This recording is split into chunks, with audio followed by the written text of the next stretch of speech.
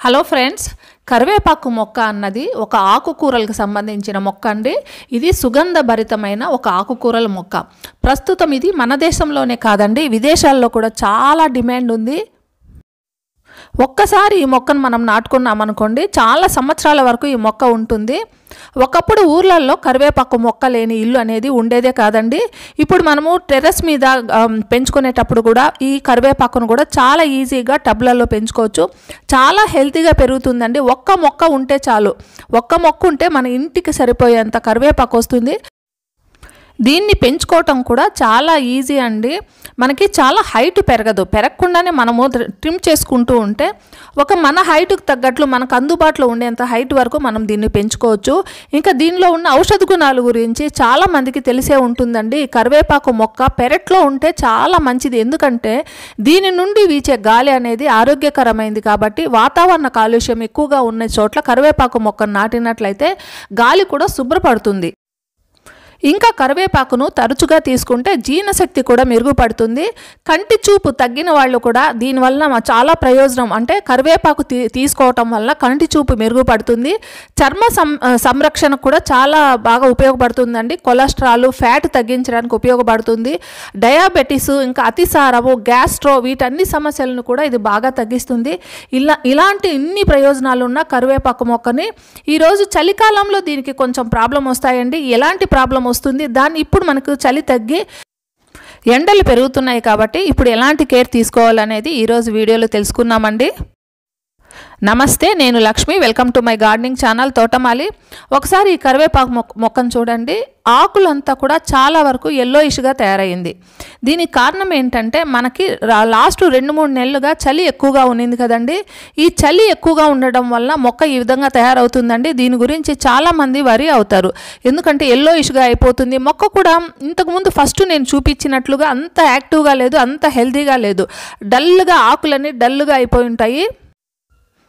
ఆకులన్నీ ఎల్లోయిష్గా అయిపోవటం, మొక్క కూడా డల్గా అయిపోవటం, ఇదన్నిటికీ కారణము మొక్కకు కావాల్సిన క్లోరోఫిల్ అనేది తక్కువ అయిపోవటమే. మొక్కకు ఫుల్ సన్లైట్ ఉన్నప్పుడు మొక్కకు కావాల్సిన క్లోరోఫిల్ని కిరణజన్య సంయోగ క్రియ ద్వారా తయారు చేసుకుంటుందండి.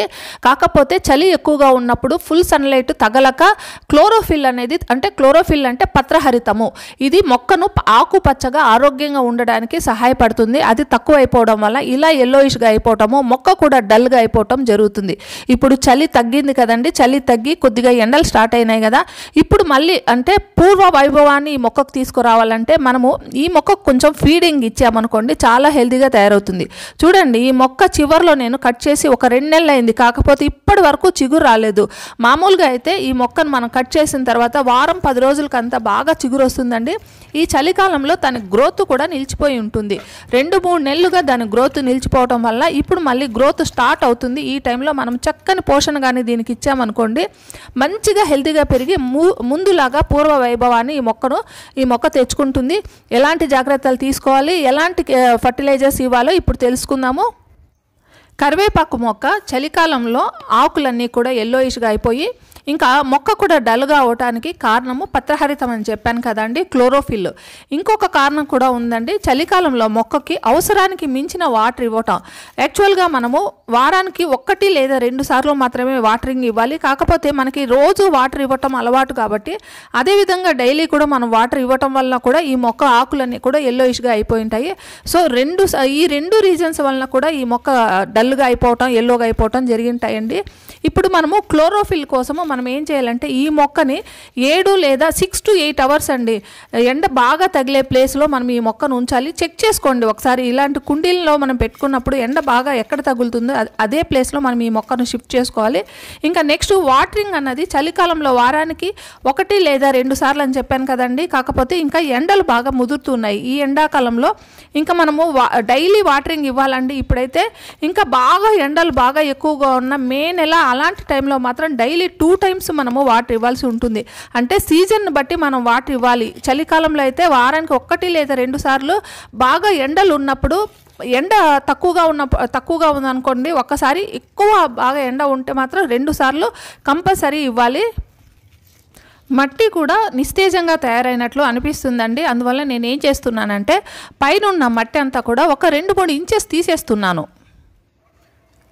ఇలా మట్టి అంతా కూడా ఒక 2-3 ఇంచెస్ అంతా తీసేసుకున్న తర్వాత మనం ఏం చేయాలంటే ఈ చుట్టూ అంటే మొక్క మొదల దగ్గర కాకుండా అంచుల దగ్గర ఇలా మట్టి అంతా తీసేసుకున్న తర్వాత ఈ మట్టికి ఇప్పుడు నేను కంపోస్ట్ యాడ్ చేస్తున్నానండి. కంపోస్ట్ అయినా కానీ ఏదైనా పశువుల ఎరువు అయినా కానీ మనం యాడ్ చేయొచ్చు. పశువుల ఎరువు, మేకల ఎరువు, గొర్రెల ఎరువు ఏది ఉంటే అది, మన దగ్గర ఏది ఉంటే అది వేసుకోవచ్చు. నా దగ్గర కంపోస్ట్ ఉంది, కంపోస్ట్ యూజ్ చేస్తున్నాను. ఇలా అంతా బాగా అంటే నేను ఈ కంపోస్ట్ ఎంత ఎక్కువగా వేస్తున్నాను అనేది ఇక్కడ ఇంపార్టెంట్ అండి. ఎందుకంటే ఈ చలికాలం అయిపోయింది, మొక్క అంతా కూడా డల్ అయిపోయింది కాబట్టి కాస్త ఎక్కువగానే నేను కంపోస్ట్, మామూలుగా అయితే 1 పిడికెడు లేదా 2 పిడికెళ్ళు వేస్తాను కదా, అలా కాకుండా ఇప్పుడు మొక్క అంతా కూడా డల్గా అయిపోయింది కాబట్టి కాస్త ఎక్కువగానే నేను ఈ కంపోస్ట్ యాడ్ చేస్తున్నాను. ఇప్పుడు ఫిబ్రవరి ఎండింగ్ అవుతుంది కదండి, ఈ టైంలో మనం కొద్దిగా కంపోస్ట్ ఎక్కువ ఇచ్చినా పర్వాలేదు. కాకపోతే ఎండలు ముదిరిన తర్వాత మనం కంపోస్ట్ అవి తక్కువ ఇవ్వాలి, ఎందుకంటే మొక్కలు బాగా హీట్ అవుతాయి. సో ఇప్పుడు నేను కంపోస్ట్ ఎక్కువగా ఇచ్చేసిన తర్వాత ఇంకా నేను 15 డేస్ తర్వాత ఫర్టిలైజర్స్ అంటే లిక్విడ్ ఫర్టిలైజర్స్, ఈ సమ్మర్ అంతా కూడా లిక్విడ్ ఫర్టిలైజర్స్ ఇస్తాను. మొక్క చాలా చల్లగా హెల్తీగా పెరుగుతుంది. కాకపోతే ఈ టైంలో మనము పశువుల ఎరువు కానీ మేకల ఎరువు కానీ ఇవ్వచ్చు. అంటే ఎండలు బాగా మరీ ఎక్కువగా ముదరలేదు కదా, అందువల్ల అలా ఇచ్చిన తర్వాత ఇంకా పైన మామూలు మట్టి అండి, నేను తీసేసిన మట్టి అయినా వాడుకోవచ్చు, లేదా నేను మట్టి మిశ్రమాన్ని కలుపుకున్నాను, ఆ మట్టి మిశ్రమాన్ని పైన కప్పేసి ఇలా బాగా చక్కగా వాటరింగ్ ఇచ్చేస్తాను. మొక్క అంతా బాగా తడిచేటట్లు వాటరింగ్ ఇవ్వండి. కింద వరకు, వేరు కింద వరకు వెళ్ళాలి. ఇప్పుడు మొక్క యాక్టివ్ అవ్వాలి కదా, పైన వాటర్ ఇచ్చామనుకోండి కింద వేరు వ్యవస్థ అంతా కూడా అలాగే అన్హెల్దీగా ఉంటుంది. ఇలా ఇచ్చిన తర్వాత నేను లిక్విడ్ ఫర్టిలైజర్ 15 డేస్ తర్వాత ఇస్తానండి. ఎలా తయారు చేసుకుంటున్నానో చూడండి. ఎండిపోయిన బనానాస్ ఒక్కసారి మనం అలా అంటున్నాం అనుకోండి, ఇలా ఎండిపోయినవే కాదండి, కాకపోతే నా దగ్గర బాగా ఎండబెట్టుకున్నవి ఉన్నాయి, మీ దగ్గర పచ్చి ఉన్నా కూడా మనం వాడేసుకోవచ్చు. ఇది ఎండిపోయిన పొటాటో పీల్స్ అండి, వీటిని కూడా నేను డ్రై చేసుకున్నాను. ఇంకా ఎగ్షెల్స్ ఇవి కూడా నేను ఎప్పుడు డ్రై చేసుకొని నేను ఒక వీడియో పెట్టానండి. ఇవన్నీ కూడా మొక్క ఎన్ని రకాల మనం ఫర్టిలైజర్స్ తయారు చేసుకోవచ్చు అని. అప్పుడు చాలామంది కామెంట్లు అడిగారు, ఈ ఫర్టిలైజర్స్ అన్నీ కూడా ఎలా వాడుతున్నారు మీరు, అవి కూడా ఒకసారి చూపించండి అని. నేను వీడియోస్లో అన్నీ ఒకేసారి వాడనండి, ఇట్లా అవసరానికి తగ్గట్లు నేను వాడుకుంటూ ఉంటాను. ఇప్పుడు ఈ 4 ఫర్టిలైజర్స్ని వాడుతున్నాను చూడండి. ఎండిపోయిన బనానా పీల్స్, ఎండిపోయిన పొటాటో పీల్స్, ఎండిపోయిన ఎగ్షెల్స్, ఇంకా ఆనియన్ పీల్స్ అండి, అవి కూడా బాగా ఎండిపోయినవే.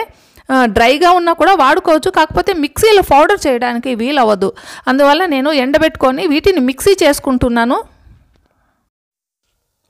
నేను మిక్సీ చేసి పౌడర్ చేసుకుంటున్నానండి. అలా కాకుండా ఒక బాటిల్ తీసుకొని ఏదైనా అన్నీ కూడా నానబెట్టేసుకోవచ్చు. ఒక 2-3 రోజులు నానబెట్టినా కూడా సేమ్ యూజ్ అయితే ఉంటుందండి. మిక్సీ చేసినా ఒకటే యూజు, లేదా మనం బాటిల్లో నీళ్లు పోసేసి నానబెట్టేసుకున్నా కూడా సేమ్ యూజ్ ఉంటుంది.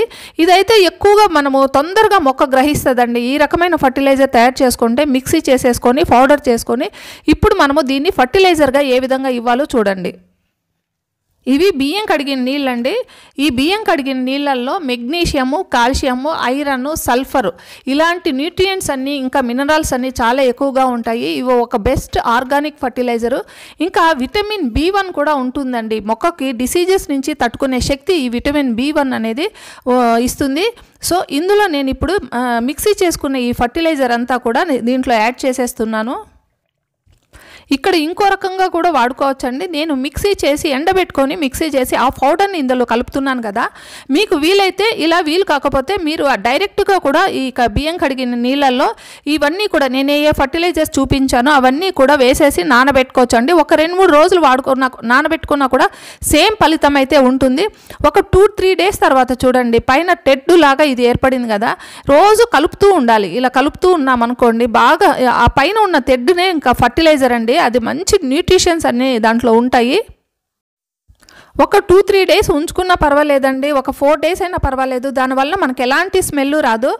సో ఇలా చేసుకున్న తర్వాత దీన్ని నేను ఎంత రేషియోలో మొక్క కలుపుతున్నానో చూడండి. ఇది చాలా ఘాటుగా ఉంటుందండి. అన్ని ఉల్లిపాయ పొట్టు, ఇంకా అరటికాయ పొట్టు అన్నీ ఉన్నాయి కదా. దీన్ని నేనేం చేస్తున్నానంటే ఒక 20 లీటర్స్ వాటర్ టబ్ అండి, ఇది బకెట్. ఈ 20 లీటర్స్లో 2 లీటర్స్ యాడ్ చేస్తున్నాను. అంటే 1:10 రేషియో అండి. ఈ రేషియో ప్రకారం నేను ఈ ఫర్టిలైజర్ని కలుపుకున్నాను.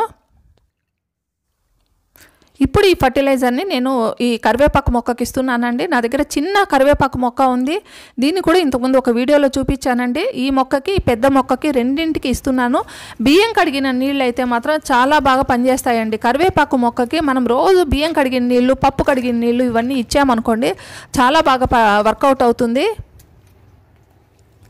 మొక్కకు అవసరమైన పొటాషియము, ఫాస్ఫరస్ ఇవన్నీ కూడా, ఇంకా నైట్రోజను, మెగ్నీషియము, మైక్రోన్యూట్రియన్స్, మ్యాక్రోన్యూట్రియన్స్ అన్నీ కూడా ఇప్పుడు నేను తయారు చేసిన ఈ ఫర్టిలైజర్లో ఉన్నాయండి.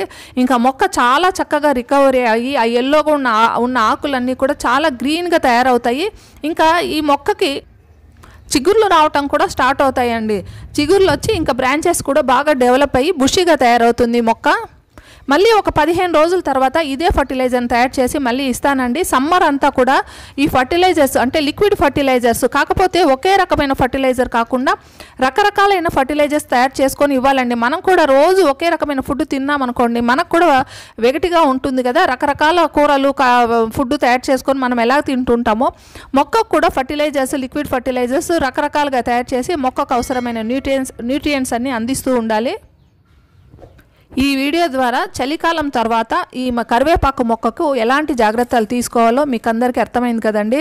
మీకు అందరికీ ఈ వీడియో నచ్చిందని నేను ఆశిస్తున్నానండి. నచ్చితే ఒక లైక్, కామెంట్ ఇవ్వండి. మళ్ళీ మరో మంచి వీడియోతో మీ ముందుకు వస్తాను. అంతవరకు హ్యాపీ గార్డెనింగ్. Bye bye.